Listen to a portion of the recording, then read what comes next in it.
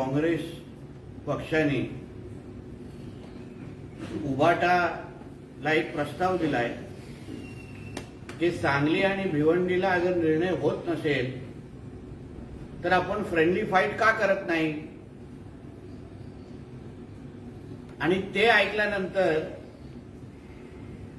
संजय राजाराम राऊत आणि त्याच्या मालकाची हातभर फाटली। अन्य वेळी उगाच छाती फुगून दाखवायची, सुख्या धमक्या द्यायच्या आणि महाराष्ट्रामध्ये उद्धव ठाकरेंची कशी हवा आहे,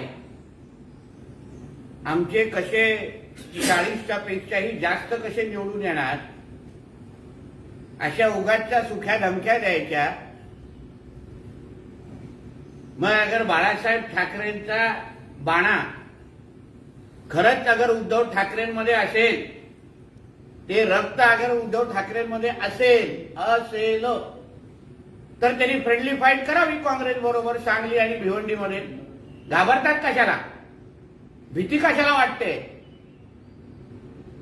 भिवंडी आणि सांगलीमध्ये, किंबहुना सांगलीमध्ये जिथे हा संजय राजाराम राऊत तोंड काळा करत फिरतोय, काँग्रेसला शिव्या देत बसलाय,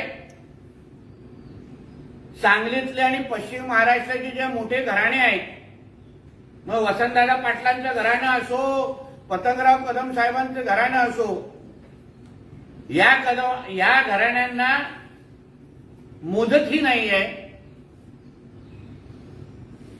मग तिथे या सांगलीमध्ये अगर फ्रेंडली फाईट झाली तर मी दाव्याने किंवा आत्मविश्वासाने सांगू शकतो की या उभाटाच्या उमेदवाराचं डिपॉझिट जप्त होईल।